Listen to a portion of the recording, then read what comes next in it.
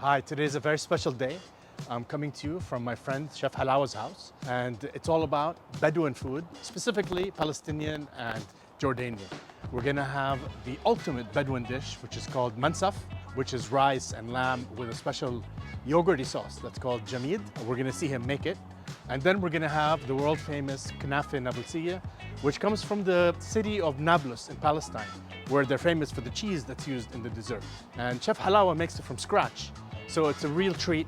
We're gonna be able to watch him do it all from scratch.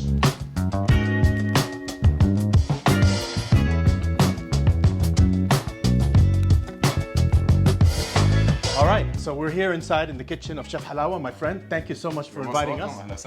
And I know I told everybody we're gonna have the most famous Bedouin dish. Yes, Mansaf. Mansaf. And the key to the Mansaf is the jameed. Jameed means something hard. It means like something firm.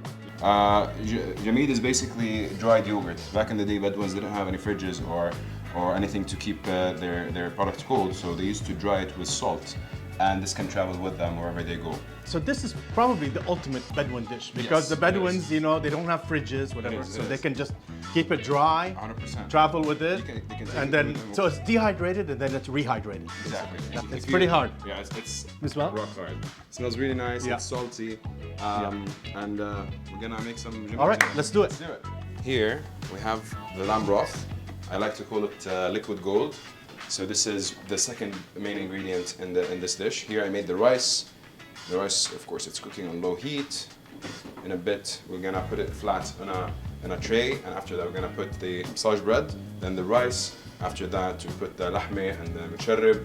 I put the nuts, and we're ready to go. So here we have the jameed. I already had it, of course, overnight for about 14 hours, soaked in water. And after that, I blend it in the blender. Some people do it differently. This is my way of doing it. So I'm gonna put it here. So this is about like 1.5 pieces of the one I showed you earlier. We call it ras jameed. Ras is like a head of jameed. I'm going to be adding the lamb stock. Of course, you have to measure it and see how much you would like to add. You can keep tasting it. So once the density of it is as you like it, and the flavor, of course, you can after that add the lamb. It's already boiled, it's already 100% boiled, but you just let it boil with it maybe 5-10 more minutes, and after that we serve it. Smell it, it's incredible. It's hard to describe the smell, but it's like yogurty, it's like a tart, sour yogurty smell, and it's actually the taste also. Usually you have it and you clear your schedule for like 2-3 hours afterwards. You're going right to bed right after. And of course we're gonna do it accompanied with Knafeh afterwards. That's right. They come hand in hand. And we're gonna watch you make it from scratch.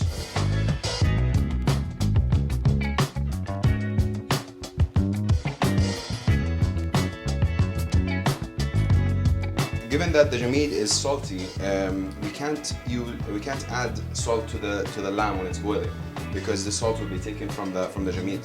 Meat is usually super salty, so that gives you all the salt you want. In a bit, I'm gonna taste it, and after that, I'm gonna add the lamb. The lamb here is cooked for about 2 hours. I don't like to pressure cook it. I like it to cook naturally. See here, it smells amazing.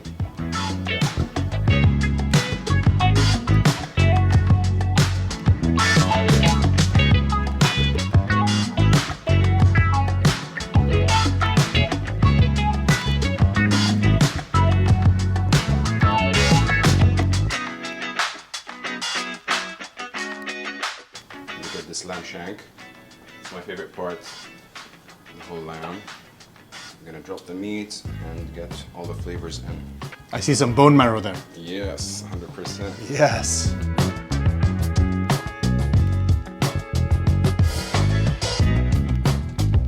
All right, so here we're gonna add ghee. That's the real flavors come out with this kind of stuff. This is like Bedouin, like hardcore. It has to be heavy, and like hearty, and it's gotta fill you up. And the smell. It's amazing. It is.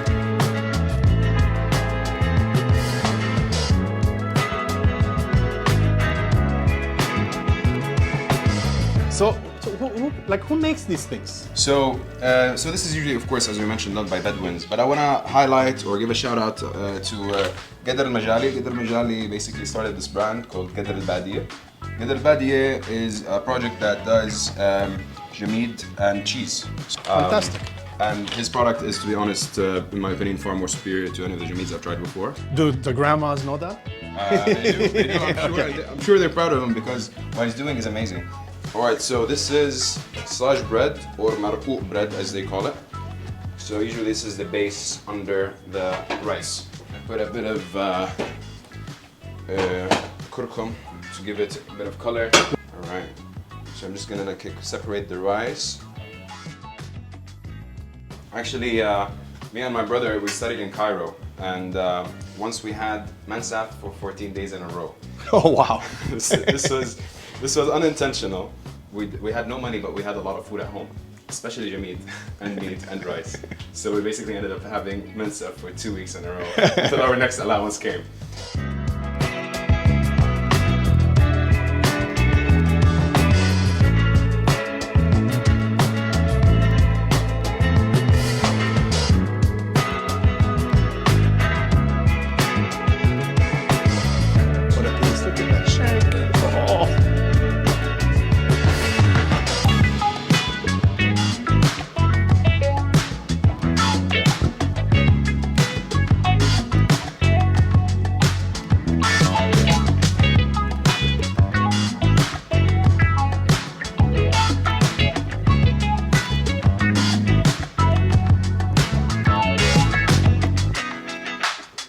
You're making me work. Yes.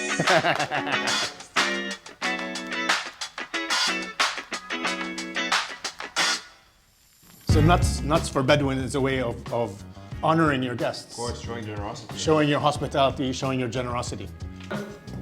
Incredible.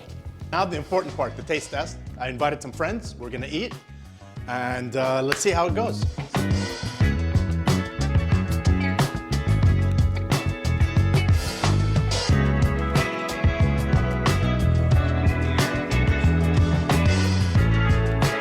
All right, so this is for my friend, Chef Rita from Mansaf 15 in Looks Dubai. so good. Oh my god, I'm so We have to have a chef, right?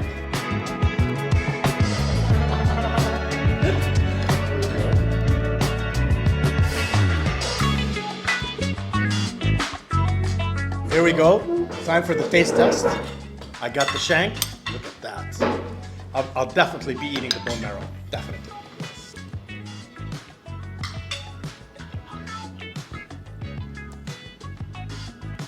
This is good.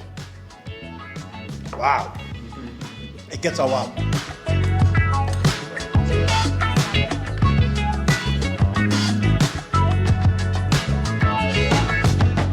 All right, now time for the important part, the knafeh. We're gonna watch the chef make it. All right, so we're gonna do this size of knafeh. First, we have, of course, the ajina part. So this is gonna be knafeh khishne. So we have, of course, two types of knafeh that we're famous for in Nablus. So as you can see here, this is the khishne. They call it the khishne because the consistency of it, it's like vermicelli really. It's like hairs. And the nama one, it's more like breadcrumbs, like consistency-wise. And of course, both of them are done with cheese. All right. And here we have ghee. I've been like heating it, rubbing it in because. All right. So here we're gonna put some the ghee. This is the part where we flatten the knafeh. Looking good.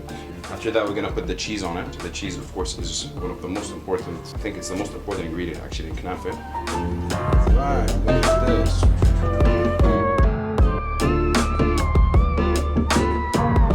So where does one get one of these burners? So they're not easy to get. This was a custom job. I actually did it like truly custom. So this one is 3 kilo. So you can do double the size, which is like a tray this big, using the same burner. So here, it's gonna take like 15 minutes to cook. Yeah, love it, love it, love it. And I give it a couple more minutes, then. Sizzling, whatever.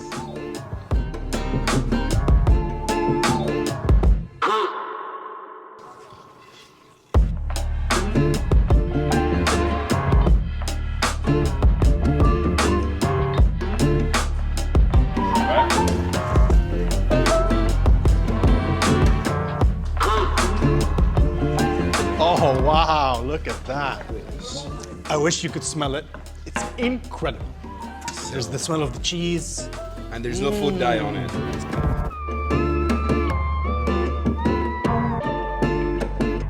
Look how it's bubbling.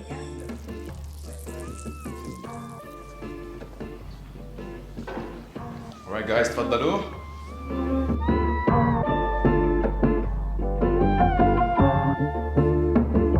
Again, pistachio is also a sign of generosity and بتكرم الضيوف. Listen to this crunch. All right, let's see the pull. Oh, nice.